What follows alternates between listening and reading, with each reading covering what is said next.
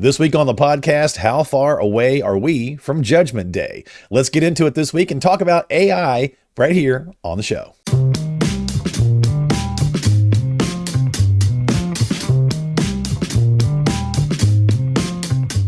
Hey everybody, welcome into the podcast. Thanks for tuning in to Retirement Approved with Matt and Steve, Paul, and myself as we talk investing, finance, retirement. And guys, you want Skynet? Because we're on our way to getting some Skynet here with all this crazy AI stuff. What's going on, Matty? How are you? I'm doing fantastic. Just getting over a bug. I see you're a little in the dumps right now too. I got it a little bit myself. Maybe we'll use AI to replace me for this episode. There we go. Yeah, deepfake. Yeah, deepfake. Exactly. What's going on, Steve? How are you? Hey, I'm just trying to stay healthy. You sound terrible. Matt just got over the stomach bug that's going around the office here. So I'm just trying to keep my distance. Yeah. Load up on the vitamin C. Yeah, well, let's get into today's conversation. Yeah, that's a great point. Vitamin C and zinc. Let's get into today's conversation because you guys were doing some deep diving a little bit on some of this AI stuff. And I think most of us already realize it's pretty scary, but let's talk about it. Wherever you want to get started, let's roll. Don't worry. It's not that scary. We asked ChatGPT, we said, is Judgment Day going to happen? It didn't say no. It just said, don't worry. It's not for a long time. Not anytime soon. But so we're okay for a while. Yeah. But wouldn't it say that if it was in on the plot to take over? Of course.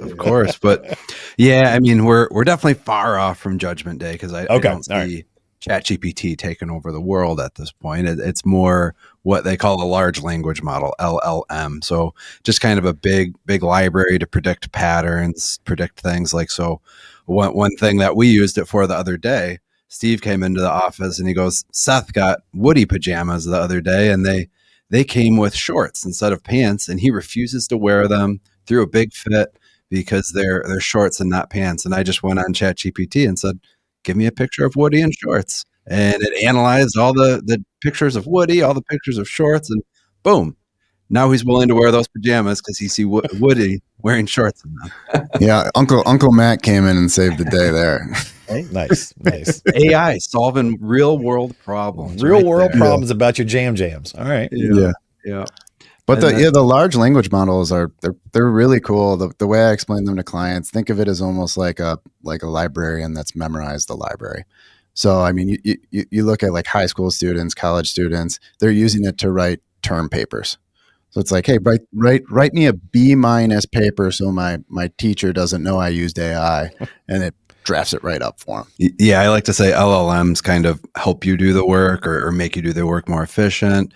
But the little more scary one for the time being right now is what's called agentic AI, which is something that will do the work for you. You just have a team of AI agents or an AI agent that handles one specific task, they go off independently and do the work rather than needing that input like a large language model does. Which is really cool. So for example, like let's say I had an AI agent that oversaw my emails. I could come into work and typically I have, 4 or 5 emails to respond to, and that takes some time to do. And this AI agent could instead draft those emails up for me. So instead of having to draft my own emails and send them out, I would just have to approve what the AI agent drafted up for me. So clients, if you start seeing emails with words like futile in them, I probably didn't write them. Or delve. ChatGPT's words. Yeah. Certain words are a key indicator that Steve did not write it. I proved it though. Yeah. That's true. Yeah. And so agentic AI, that's kind of, it's here, but nobody in the real world's using it. It's kind of like Google is using it at their company, that kind of stuff. But I would say over the next 2 years, we're going to see a massive boom. Oh yeah. Over the next few years, we're going to see a lot of it. Yeah. Okay. Yeah. All right. It'll eventually have its ChatGPT moment where everyone's got an AI agent. I don't know what, it's hard to envision this kind of stuff, but the scary one, the one we need to be afraid of is artificial general intelligence.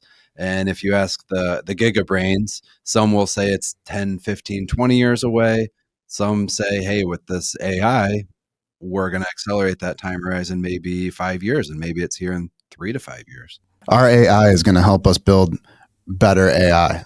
Is that not terrifying? And then you have guys like Elon Musk saying in 20 years, we're going to have 10 billion humanoid robots running around. How does that not scare you? Yeah, But right. he did follow that up by saying, "Don't worry, we're going to make them little. So if we do have to fight them, we have a good that's good. chance." They got to be sizable, right? So we can take them on, right? We got to be able to Weak. go swinging. Punt them across the room. Yep. Exactly. Yeah. So artificial general intelligence, that's when it's smarter than a human, can reason, can do its own thing. And that's the rise against the machines, Skynet, iRobot scenario. That's the scary stuff. That's what I was thinking when you said about the 10 billion robots. I'm thinking, don't make them the size of like the iRobot thing, right? It's wild that a lot of that stuff was written in the 50s, right? Like Philip Dick wrote a lot of that stuff back in the 50s, like iRobot and whatnot. Like, it's pretty wild that we're like seeing this stuff like in our lifetime now. Yeah. It's honestly, to me, Matt disagrees with me a little bit, but I find it terrifying. So you're telling me we're gonna build the AI equivalent of a brain that's going to continue to adapt, eventually be much smarter than us, and then we're going to plug that into a bunch of little humanoid robots. What could possibly go wrong? We've been making movies about it for 40 years. Yeah. And so we're probably a decade away from that, but the shorter term risk, what we have laid out here is right now we've got people are going to be losing jobs due to automation. Yes. We've got potential large scale cybercrime, deepfake. So whenever you see a video, you kind of have to question it. Like I mean, it was 8-9 months ago, the assassination attempt on the now president. I saw that video. I was like, oh, not real, and moved on with my day, only to learn an hour later that I was like, oh, okay, this is not Look at what they're doing with it, right? Have you seen the videos that they circulated with Trump and Zelensky getting into a wrestling match in the Oval Office? I mean, this stuff looks pretty real. Like, that didn't happen, obviously, but that deep fake stuff is pretty wild. Yeah, for sure. And then the last point I have on there is censorship and manipulation, because we've got big companies in control, potentially governments in control, and of course they can manipulate the AI to tell you what they want to hear. So those are the kind of concerns I have over the next 5-10 years before we get to the big kahuna AGI, and that's where yes, I think we should all be concerned about letting that loose into the wild. But yeah, short term, it's more deepfake scams too. So these scams are just getting better and better, and we're constantly trying to educate our clients on those. You could get an email with a deepfake video from Matt or myself saying, "Hey, we need to get into your accounts for this reason or that reason. Don't click on any links or anything that come with that video," because we could start seeing that within the next couple of years as well. All right, so with that conversation in place there, guys, so what about the tech stocks around this stuff? Are we seeing a bubble? Is that bubble, getting a little big there? Maybe going to pop? What do we got? Yeah, so we've seen Nvidia. I mean, the rise of Nvidia, they're the king. They got as high as a $3.5 trillion company or so. They were down as far as 1.25% on the year. They reported earnings last week. They beat earnings and proceeded to go down 10%. So there's concerns over the tariffs. There's concern over slowing data center revenue, their profit margins. But at the end of the day, they're a strong company. We'll get into that in just a minute. But I wanted to throw up the slide since inauguration here. Nvidia is down 19%. Bitcoin, Tesla are also down. And you're just seeing a out of favor growth market right now. Growth has run so hot over the last 5, 10, 15 years now, if you want to go back that far. And now we're seeing a little bit more broadening of the rally. We're seeing China do well. European markets actually doing something, emerging markets doing well. So it's just something that's overdue. And I think, Steve, that was one of your predictions in one of our last episodes. I wasn't going to say it. Yeah, emerging markets making a comeback. But we talked a little bit about this pullback. I mean, there's a lot of uncertainties in the market right now, especially with this whole tariff situation. How is this all going to play out? You're hearing the word, you're hearing trade war being thrown around quite a bit. So we knew there was going to be this volatility. The president talked about that, said, hey, we're going to go through some short-term pain, but hey, everything is right in line with where I want it to be. Just wait it out. And I think that's what we're seeing right now. Yeah, we're seeing this famous Nvidia meme finally coming to light here. You see this circulate around social media every earnings report when they're on deck, and it's Nvidia just about to pull the hatch on the entire market. Yeah. And this is finally playing out a little bit. We've been waiting years for it, but Nvidia is down, I think, about 25% from their high. Of course, that could change rapidly by the time this airs, but as they're kind of the catalyst to the whole market. This AI play, but at the end of the day, their valuation's quite favorable. 24.8 forward PE right now. And for those of you who aren't familiar with what a forward PE is, it's just a valuation metric on the expected earnings per share. So kind of right in line with the market. Yeah, that PE doesn't concern me at all. That's very average for a tech company like in Nvidia. So actually, I mean, with the correction that we've seen down about 25%, I think this is a really strong buy right now. And a lot of the questions, we get a lot of questions on this from our clients. And so you're still holding Nvidia. You've been holding it for a couple of years now. Doesn't mean we're not trimming gains. So we're going in and we're trimming, typically quarterly. To make sure that this doesn't just spiral out of control and have it be a large percentage of our aggressive growth model. So it doesn't mean that you don't want to take gains. You want to make sure that you're going in and taking gains, but long term, we still want to continue to hold this company.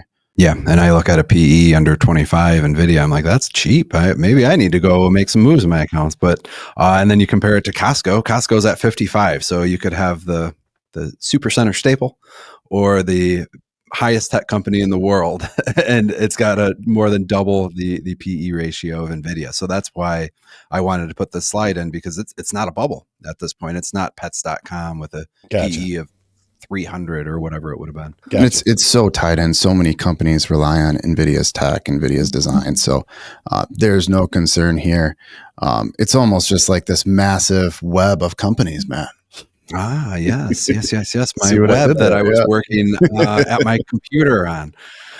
So I was working on this yesterday, showed Steve, and he teased it there. But the AI web, there's so many companies that are integrated, and this is only scratching the surface. So you see that architecture and manufacturing at the top. Those are probably the most critical players in the business. So Nvidia, Taiwan Semi, and then I'll go one more over to equipment, ASML.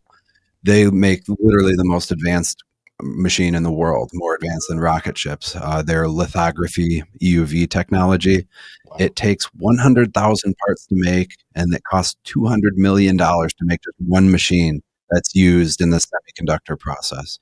And then you just go to other areas, data storage. You see a company like Seagate, that'll show up in our dividend model.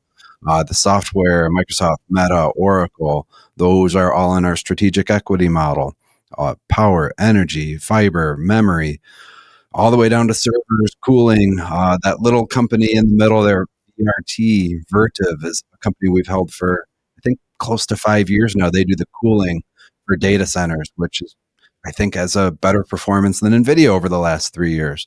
So that's in our aggressive growth model as a tiny sliver of the account.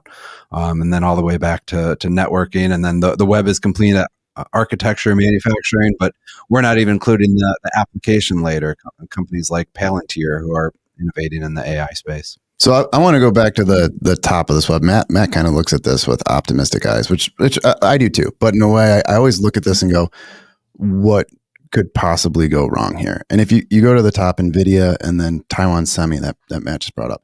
So a lot of people think Nvidia is the chip maker. They're not the chip maker. They're the chip designer. And they send their designs to Taiwan Semi. They build the chips. So those two companies are tied in with each other.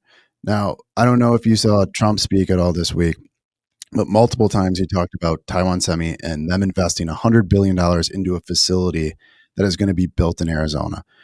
That is absolutely huge. Hopefully it's the first of multiple facilities that they're going to build here in the US. Because right now, their facilities are in Taiwan, and I think they have one in Japan. And with the tensions between China and Taiwan, that gets a little scary to me. If there was ever any type of hostile takeover there, the impact that would have on this sector would be horrible. It would be an absolute disaster.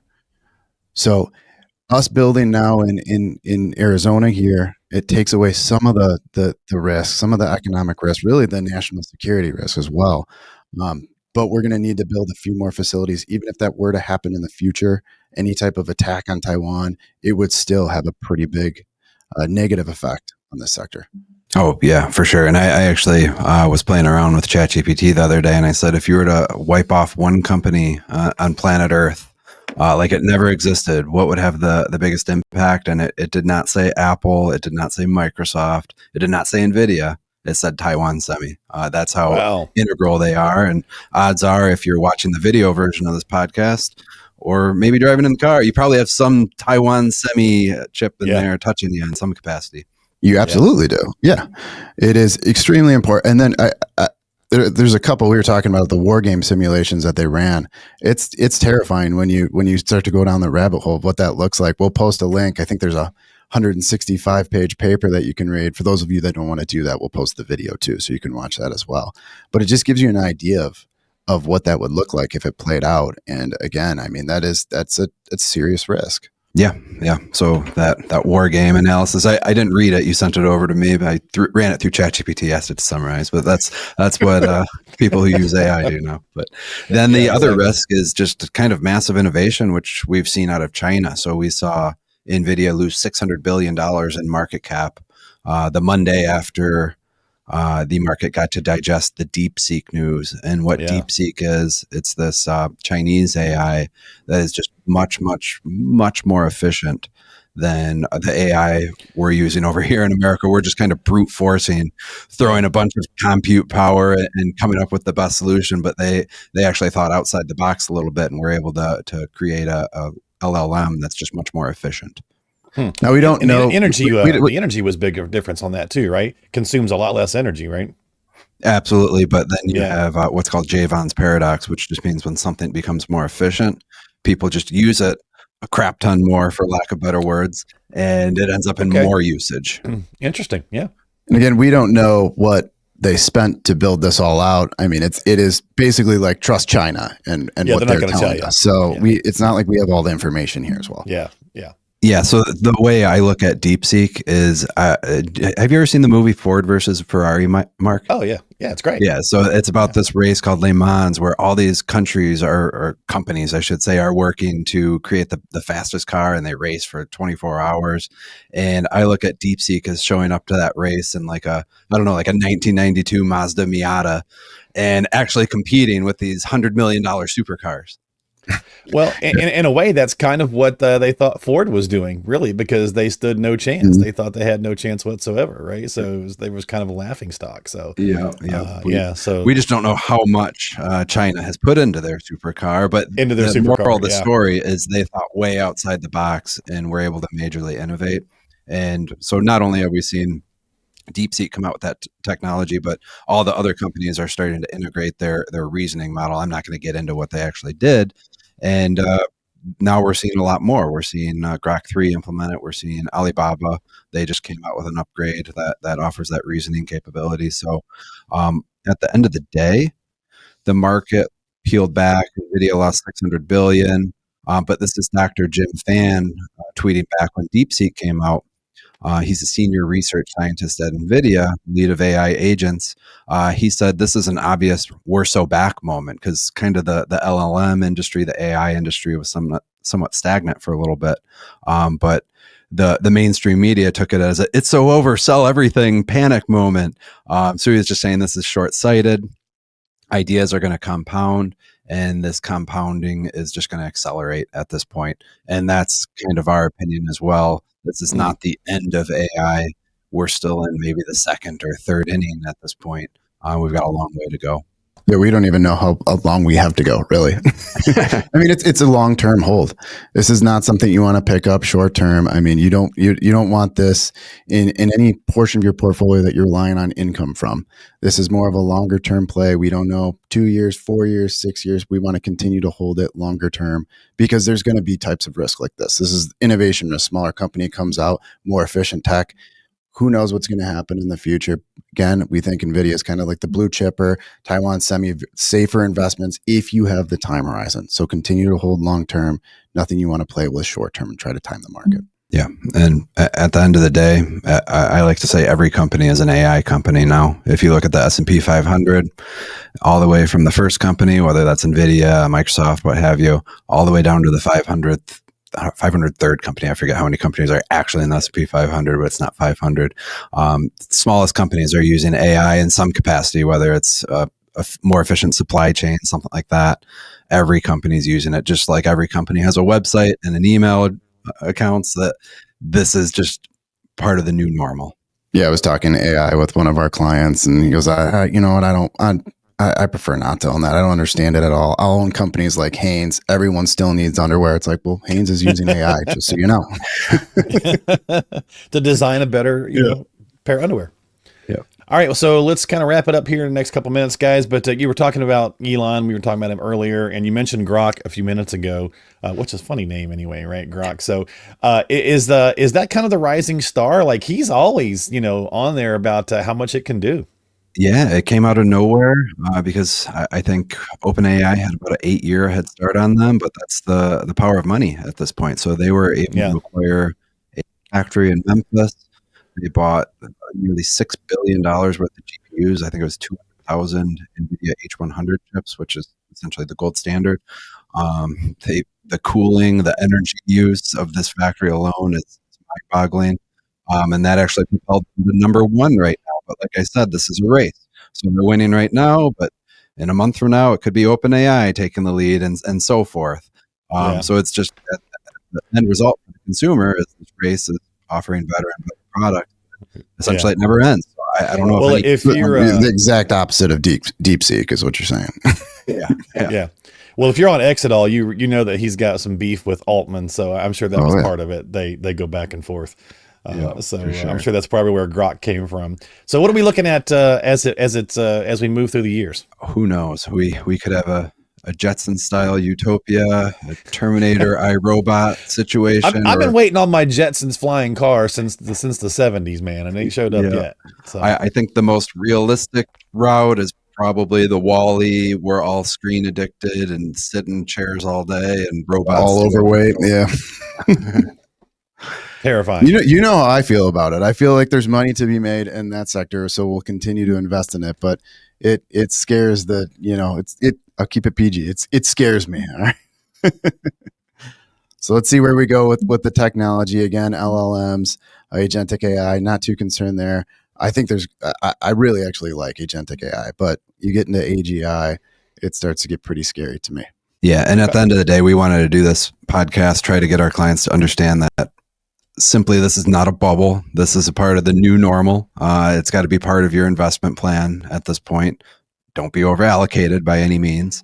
But feel free to come in and we can always run through what we're doing in terms of exposure. But that AI web that I ran through, that there's odds are you're holding one of those companies individually in one of our single stock models because a lot of those names are popping up there. Yeah, great point, right? So we can't, how long do people run from the crypto conversations, right? Or whatever, so same kind of thing here, right? Always something happening. So if you got questions, need some help, you want to get an analysis done, or you want to run through some of those conversations, as Matt just pointed out, make sure you stop by the website. Retirement Approved is where you can find the podcast. That's the home for the podcast, retirementapproved.com. And don't forget to subscribe to us on Apple, Spotify, and YouTube. Of course, you want to schedule some time with the team. You can also just go to rwpaul.com. That's rwpaul.com. And we'll have all the links in the show descriptions below, as well as some of the links to some of the stuff Steve referred to earlier in the program as well. So you can check that stuff out. So click the links below. Don't forget to subscribe to us, and we'll see you next time here on the podcast. Guys, thanks for breaking it down and scaring the pachipas out of me. We appreciate it.